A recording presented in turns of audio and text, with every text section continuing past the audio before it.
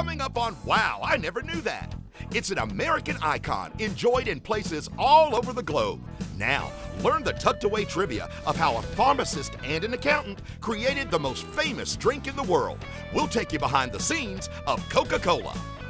Then, how did a piece of wire accidentally slink its way to become a fantastic fun toy for children? Also, how a doting dad helped his son throw a better curveball. And how a pie tin flew to new heights and inspired the creation of one of America's favorite outdoor activities. This and much, much more next on Wow, I Never Knew That.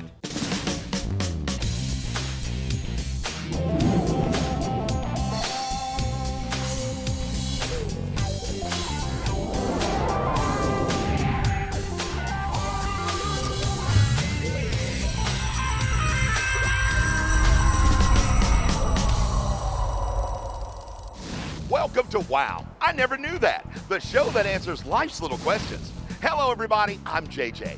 Wow, I Never Knew That is jam-packed with exciting tidbits and fascinating facts that uncover the truths and origins behind the stuff you're already familiar with.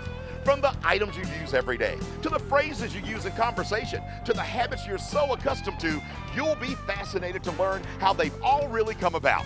Right now, we're at America's favorite soft drink factory. Where else but Coca-Cola?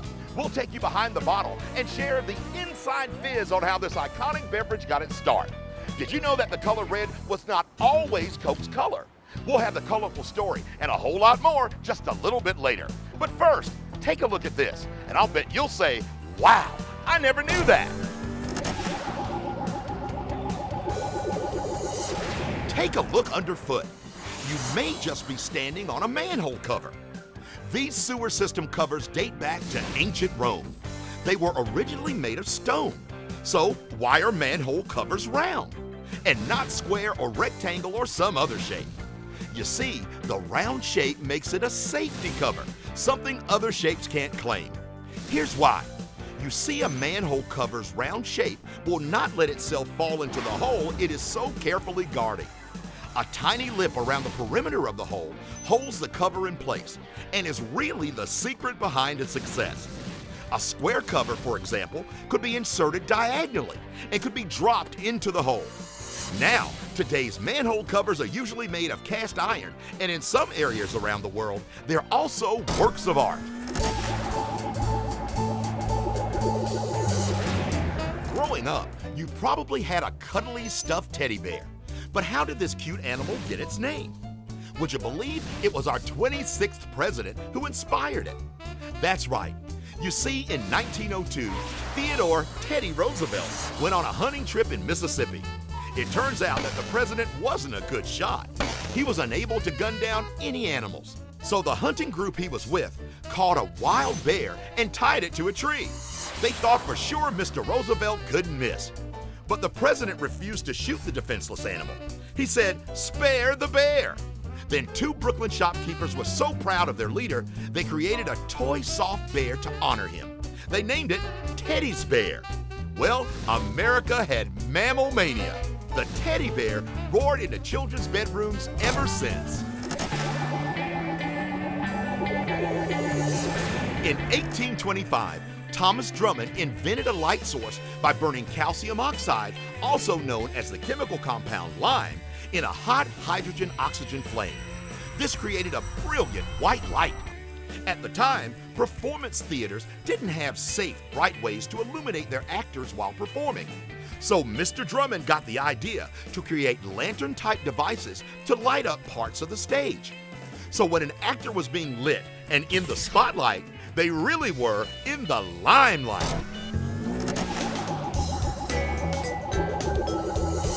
Ever take an elevator up to the top floor of a high-rise building? Ever worry that the car would come crashing down to earth? Well, you know there is no need to worry. That's because a man named Elisha Graves Otis invented a system that would prevent this from ever happening.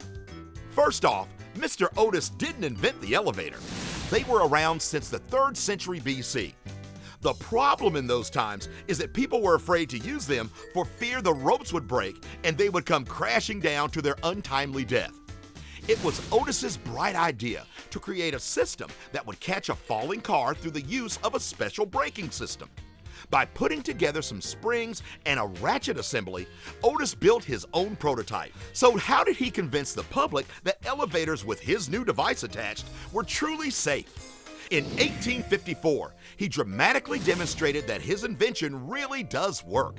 At a large exposition in New York, Otis hoisted himself inside an elevator car high above a crowded audience. He then cut the hoisting cable with an axe. The elevator remained in place. Today, thanks to Otis's invention, the elevator takes us to new heights every day. Throwing a slider or a wicked curveball can be tough, but not that tough if you're using a wiffle ball. Here's the spin. It all started when a proud dad was watching his kid struggling to throw the perfect pitch. His son was using a perforated plastic golf ball and a broom handle as a bat. That's when David N. Mullaney, a former semi-pro pitcher, had the great idea to create a plastic ball that was easier to pitch and get the desired action that mimicked a real baseball. He and his son took plastic balls and cut different designs in them. They found that 8 oblong perforations worked best. The ball was much easier to curve and much harder to hit. At the time, a strikeout was called a whiff, thus helping to create the iconic name. In 1953, the first mass-produced wiffle balls were sold. So, when life throws you a curveball, step up to the plate. You can succeed. Coming up, how the NBA owes its start to a bunch of peaches, and how a piece of wire slinked its way to become one of America's favorite toys, when we continue. Around 1849, a man named Walter Hunt was trying to invent something to pay off a $15 debt. He had twisted a piece of wire about 8 inches long and coiled it at one end and shielded it at the other. He patented the idea and sold the rights for $400. His invention was the first pen that had a clasp at the end to keep fingers safe from injury. Thus, he was the father of the safety pin.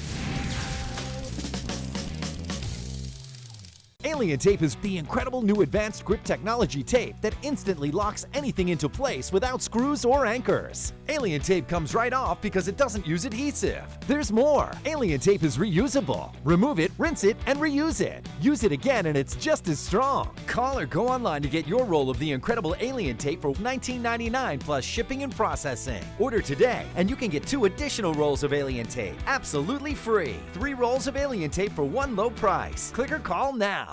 Nick Bolton here to tell you about the newest tack-light innovation, the Bell & Howell Tack Pen. The Bell & Howell Tack Pen has all the great features of our tack light. The same durability you come to expect.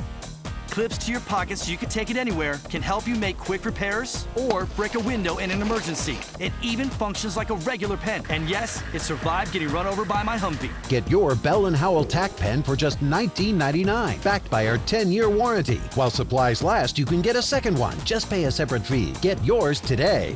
Careful, your regular old can opener leaves razor-sharp edges.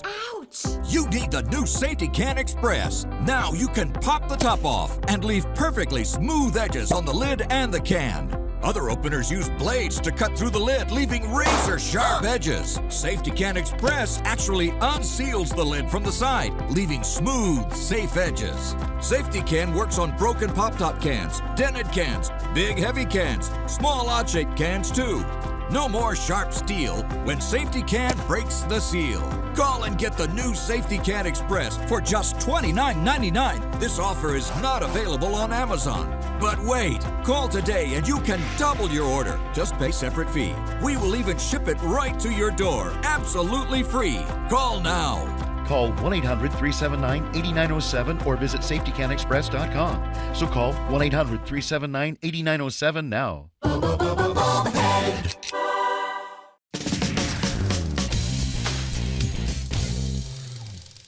Welcome back. I'm JJ at the World of Coke. This is Wow, I Never Knew That, the show that dribbles with tons of fun facts behind life's little mysteries. And speaking of dribbling, so how did basketball get invented with the help of some peaches?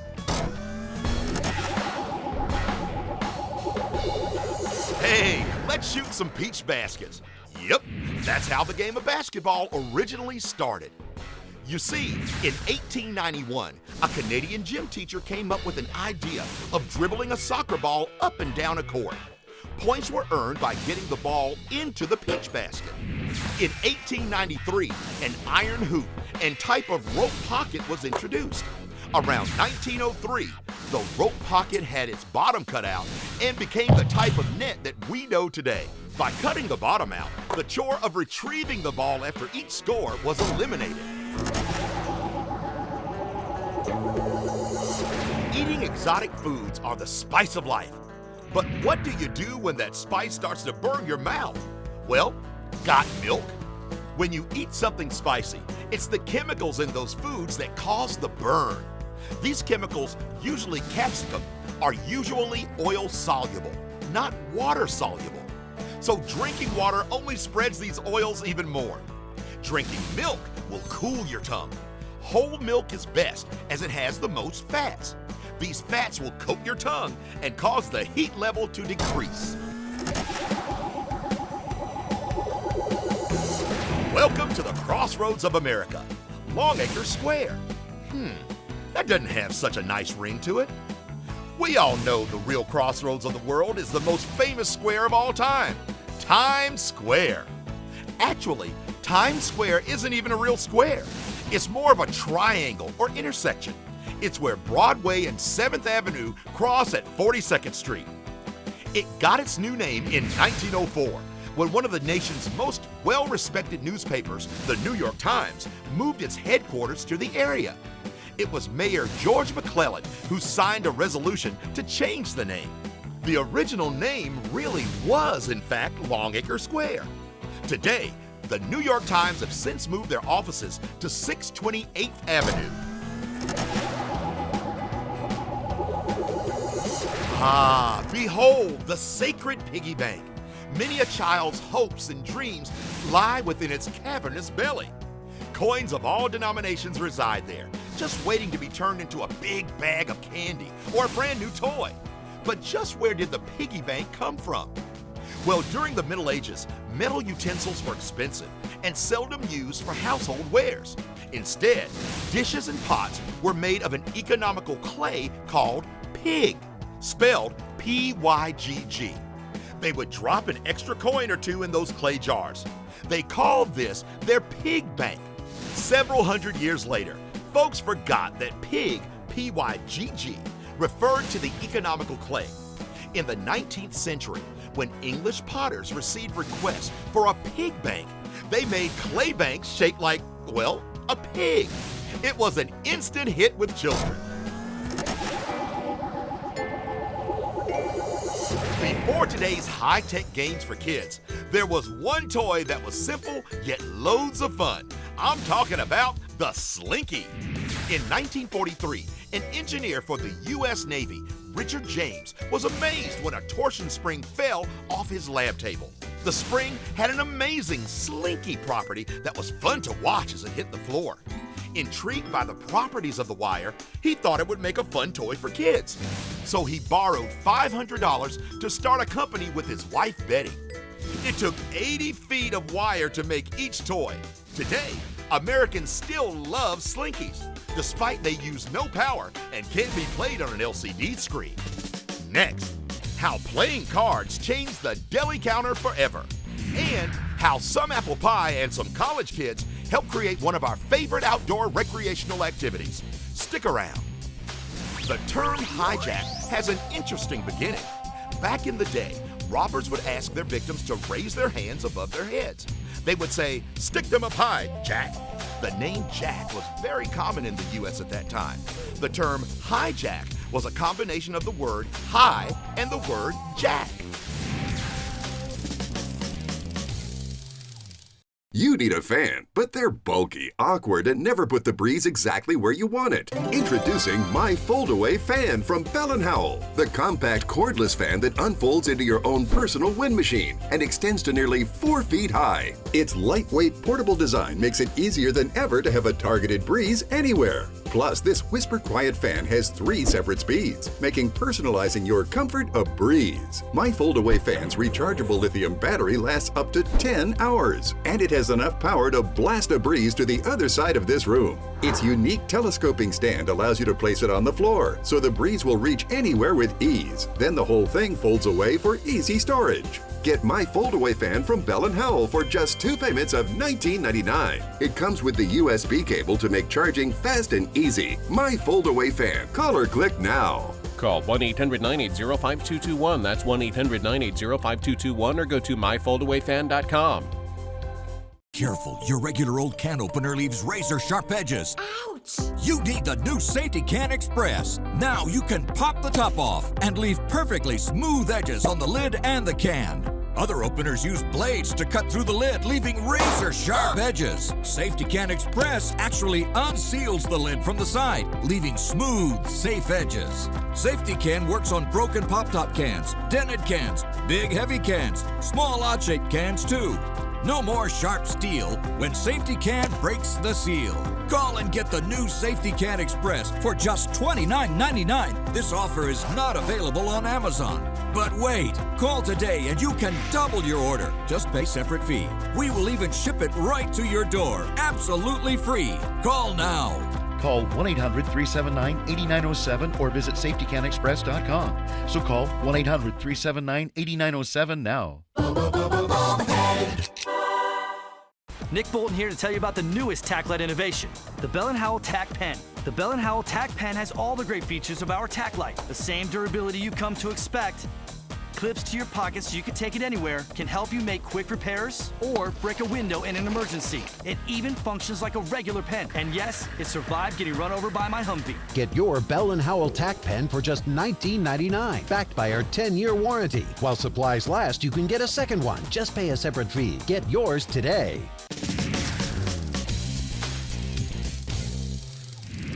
There is nothing like some cold cuts for a satisfying meal. Some thinly sliced meat, some cheese, pickles, mayo, and some spicy brown mustard, all piled high on some fresh sliced bread. But the bread part almost didn't exist if it weren't for a late night game of cards. Now, the origin of the sandwich. Ever try to eat some pastrami and mustard using your hands? Well, it would get pretty messy if it weren't for those 2 slices of bread holding everything so neatly together. So how did the sandwich originate? It all started one night in 1762 when English nobleman John Montague had a craving for a late night snack while playing cards with his friends. He asked a waiter to bring him some roast beef, but to put the meat inside 2 slices of bread. This way, he could continue to hold his cards and his fingers wouldn't get greasy. Well, the sandwich as we know it was born. So how did the name come about? You see, Mr. Montague was the 4th Earl of Sandwich. Sandwich was the town in which he was from. Hey, let's take a trip around the island. The island of Manhattan, that is. Yep. The world's commercial, financial, and cultural center is all just sitting on an island surrounded by water. The Hudson River to the west and the East River to, well, the east. And if you're visiting Lower Manhattan, you may hear some of the locals suggest these places to check out, like Soho, NoHo, Tribeca, Dumbo, and Nolita. But these names are really just acronyms. Here's what they really mean. Well, Soho is actually an area south of Houston Street. NoHo is north of Houston Street. Tribeca is the triangle below Canal Street.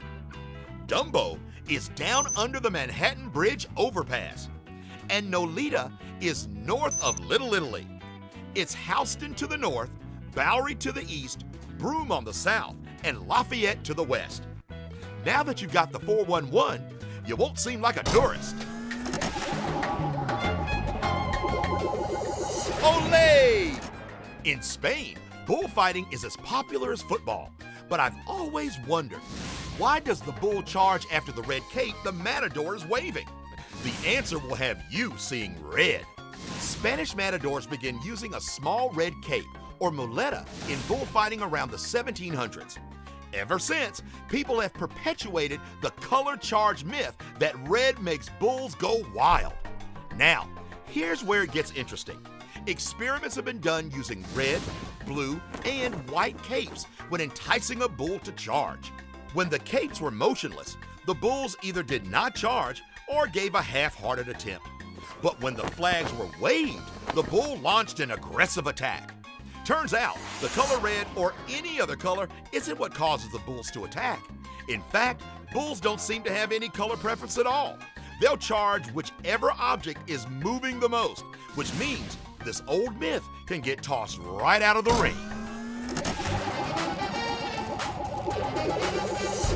We all know physical recreation can work up an appetite. How about a sweet and delicious fresh apple pie? Would you believe it was this tasty dessert that helped create one of America's favorite sports activities? In 1871, William Frisbee opened the Frisbee Pie Company in Bridgeport, Connecticut, and it was nearby college students who would throw their empty pie tins at each other and yell "Frisbee!" It was a fun diversion. In 1948, Walter Frederick Morrison invented a plastic version of the pie tin, and he called it the Pluto Platter because it looked like a flying saucer. He wanted to cash in on America's love affair with UFOs. Then, in 1955, the Whammo Company bought the rights to his design. With a little tinkering, they combined the original pie company's name, Frisbee, and Frisbeeing, and trademarked the name Frisbee. This American icon has taken flight ever since. Coming up next, it's iconic in the beverage industry. So who was responsible for concocting Coca-Cola? And what was the history behind their famous logo? That and a whole lot more when we take you inside the Coca-Cola factory. Coming up next. Back in 610 AD, European monks created a delicious snack made from leftover dough. They would give these tasty treats to the children for learning their prayers. The strips were formed in a shape to represent a child's arms folded during prayer. The monks called it Pretzel, Latin for little reward. From there, the salty snacks traveled to Germany, where it was called Pretzel. The word pretzel is a combination of Prietola and Pretzel. Careful, your regular old can opener leaves razor-sharp edges. Ouch! You need the new Safety Can Express. Now you can pop the top off and leave perfectly smooth edges on the lid and the can. Other openers use blades to cut through the lid, leaving razor-sharp edges. Safety Can Express actually unseals the lid from the side, leaving smooth, safe edges. Safety Can works on broken pop-top cans, dented cans, big heavy cans, small odd-shaped cans too. No more sharp steel when Safety Can breaks the seal. Call and get the new Safety Can Express for just $29.99. This offer is not available on Amazon. But wait, call today and you can double your order. Just pay separate fee. We will even ship it right to your door, absolutely free. Call now. Call 1-800-379-8907 or visit safetycanexpress.com. So call 1-800-379-8907 now. Alien Tape is the incredible new advanced grip technology tape that instantly locks anything into place without screws or anchors. Alien Tape comes right off because it doesn't use adhesive. There's more. Alien Tape is reusable. Remove it, rinse it, and reuse it. Use it again and it's just as strong. Call or go online to get your roll of the incredible Alien Tape for $19.99 plus shipping and processing. Order today and you can get 2 additional rolls of Alien Tape absolutely free. 3 rolls of Alien Tape for one low price. Click or call now. Nick Bolton here to tell you about the newest tack-led innovation, the Bell & Howell Tack Pen. The Bell & Howell Tack Pen has all the great features of our tack light, the same durability you come to expect. Clips to your pocket so you can take it anywhere, can help you make quick repairs or break a window in an emergency. It even functions like a regular pen. And yes, it survived getting run over by my Humvee. Get your Bell & Howell Tack Pen for just $19.99, backed by our 10-year warranty. While supplies last, you can get a second one. Just pay a separate fee. Get yours today. Alien Tape is the incredible new advanced grip technology tape that instantly locks anything into place without screws or anchors. Alien Tape comes right off because it doesn't use adhesive. There's more. Alien tape is reusable. Remove it, rinse it, and reuse it. Use it again and it's just as strong. Call or go online to get your roll of the incredible Alien tape for $19.99 plus shipping and processing. Order today and you can get 2 additional rolls of Alien tape absolutely free. 3 rolls of Alien tape for one low price. Click or call now. Welcome back to Wow, I Never Knew That. I'm JJ at the World of Coke in Atlanta. It's time now to go behind the scenes to a company that has quenched the thirst of billions. You'll be fascinated to learn the real truth on how the most popular soft drink in history was invented, plus a whole lot more. Now, the syrupy truth behind Coca-Cola. In 1886, Coca-Cola was created by John S. Pemberton and served at Jacob's Pharmacy. John Pemberton was a tinkerer and an inventor. He was the man that developed Coca-Cola. He was looking for a delicious and refreshing soft drink to refresh during the hot summer Atlanta heat. So on May 8, 1886, he took his first batch of Coca-Cola syrup up to Jacob's Pharmacy and the first Coca-Cola was served. Jacob's Pharmacy was significant. It was the very first place that Coca-Cola was served. And soda fountains in Atlanta were very popular. There were 2 or 3. Jacob's was the biggest. And keep in mind, there may have been 20 or 30 or 40 different flavored carbonated beverages that you could have had. When Coca-Cola was first served, there was only one of those different flavors. Coca-Cola was different because it had that perfect flavor, that perfect mixture that wasn't sweet, it wasn't sour, it was just perfect in your mouth. Accountant Frank Robinson named the drink Coca-Cola, thinking the 2 C's would look good in advertising. He hand drew the famous logo. Frank Robinson is very important in Coca-Cola heritage. He was the accountant for John Pemberton.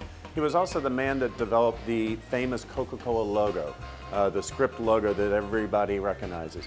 What's ironic is that script logo, Spencerian script, was really just an accounting handwriting. If you were an accountant in the 1800s, you know Spencerian script for your double entry bookkeeping. At Coca-Cola, we said that it was the only time that an accountant ever helped the marketing department. The famous bottle was manufactured by the Root Glass Company. The Coca-Cola Company wanted a distinct bottle that could be recognized in the dark or identifiable lying broken on the ground. In 1914, the Coca-Cola Company put out a creative brief asking for a bottle that you would recognize either lying broken on the ground or you could feel it by touch in the dark. This was to combat all the competitors who were doing variations on the name, you know, Coca-Cola. You'd have Coca-Cola, you'd have Celery Cola, all done with the same script logo. So the thinking was by having our own distinctive bottle, we would be able to fight off the competitors. The Root Glass Company won this competition, this creative brief, with what we now know as the Contour bottle. And that was patented in 1915 and went into production in 1916. In addition to their great tasting soft drink, Coca-Cola has become legendary for their famous advertising. Coca-Cola's advertising is famous because it hits to what people want and expect. Coke is aspirational advertising. Whether it's family advertising, showing a family in a family setting, music, sports, everything that people want and aspire to, Coca-Cola is there because Coke naturally fits into those situations. If you're at a sporting game, you love getting your ice cold Coke. If you're at the dinner table, Coke is great. Everywhere that people are, everything that they aspire to, Coca-Cola fits in so naturally. Coca-Cola also has famous advertising because we have traditionally hired the best people to do our advertising, whether it's Norman Rockwell doing a painting or it's Haddon Sundblom developing the Coca-Cola Santa Claus. We always hire the best in the market, and their good work shows up in our advertising as well. And the color red was not always Coke's color. Coca-Cola used a number of different colors. People always say, tell me about Coca-Cola Red. Red didn't become our dominant color until after 1948 when the red disc icon was introduced, and really until after 1979 when we introduced the dynamic ribbon device. Coca-Cola used yellow, Coca-Cola used green. We used a wide variety of colors in our advertising. In fact, our trucks all used to be painted yellow. Today, 125 years later, billions of people in 206 countries around the world enjoy the refreshing taste of Coca-Cola. Coca-Cola can be found in more than 200 countries around the world. Wherever you travel in the world, you will be able to get a nice, ice-cold, refreshing Coca-Cola. And that Coca-Cola will taste good and it will taste the same as everywhere else that you've ever tried it. Here's something interesting you probably didn't already know. John Pemberton also invented hair tonic and breath fresheners. It's a real good thing he didn't stop there. Thanks for watching. I'm JJ. See us again next time when we'll have you saying, wow, I never knew that.